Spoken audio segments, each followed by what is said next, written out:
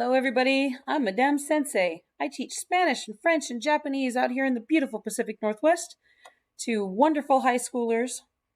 I've written some books. I'm very active in the Duolingo Educators Network and the Minecraft Education Ambassadors.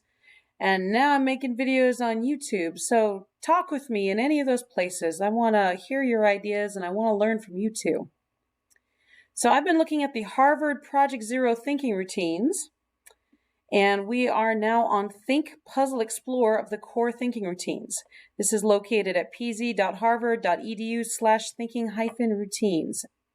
It's in the core thinking routines, but they also use it in introducing and exploring ideas, and they also use it in exploring art, images, and objects. So this is a routine that sets the stage for deeper inquiry.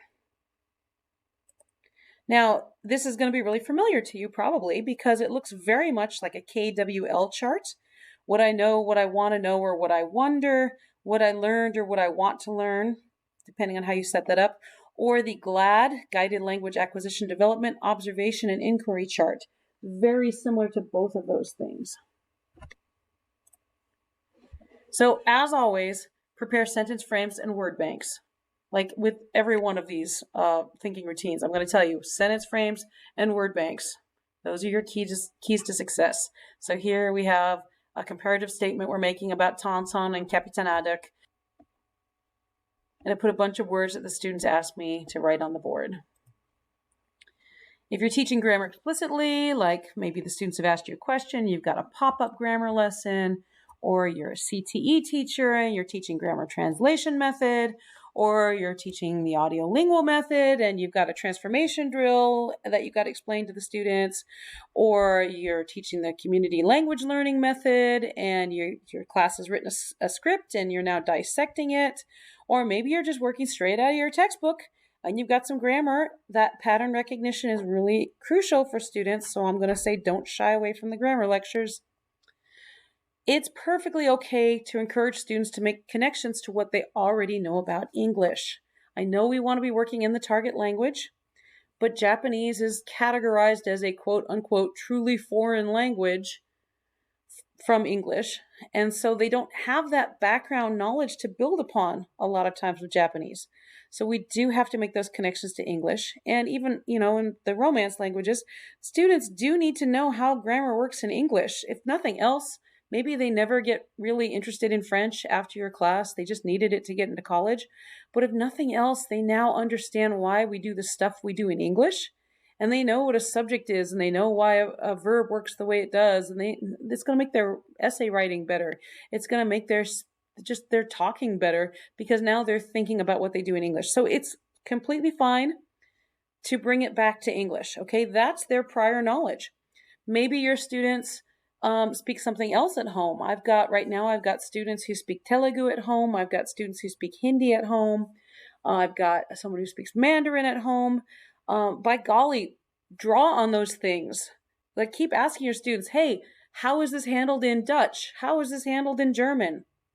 I've got students that speak all those things. I've got native Spanish speakers taking French, and I've got native French speakers taking Spanish. Draw on that. That will help your students learn. It'll also help the other students in the class too, because they see that the world is a big place and they see how everything is interconnected. When you're teaching literature, culture, history, art, food, music. So I personally like to teach culture that's very different from anything you're going to see in America. I've got books on the shelf. This is a normal Christmas book, and it says, they decorate the houses and they put the lights on and everything. We do that in America. That's boring. Students already know about that. I like to show them stuff that they're not going to see in America because I just think that that's really cool and they'll remember it better, but they do need to reflect it back to stuff that they already know. So, like, instead of teaching about the Christmas lights out of that book, I'm going to teach them about Las Posadas because I think that's really cool. So they already know about going door to door caroling. This is more in depth with that. Okay, we can talk more about the mythology behind it. We can work on with this AR verb. I can teach them some set phrases that will be really impressive when they speak in Spanish, that they already know these set phrases. So that's really cool. And I already said in an earlier episode of this playlist, how I set my students up for a little classroom festivity that we do. I have them say, we look at some idioms, some proverbs. That's the word I'm looking for.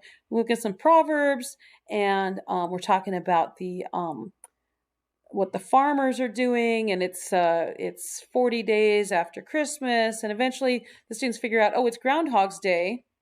And the farmers, well, why would the farmers care? Oh, because they need to know when spring is going to start.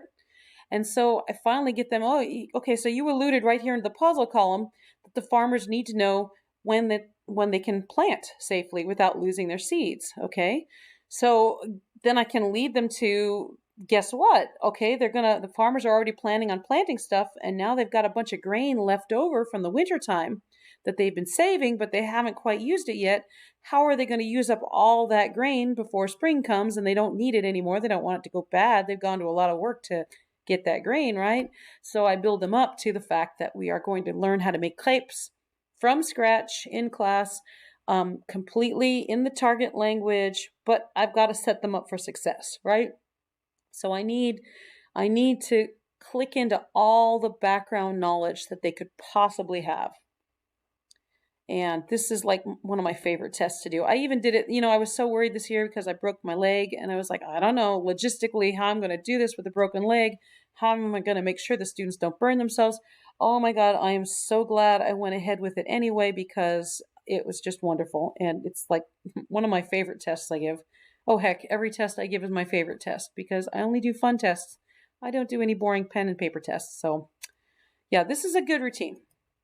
Next episode, we're going to look at the very last one in the core thinking routines, which is what makes you say that. Hope to see you there.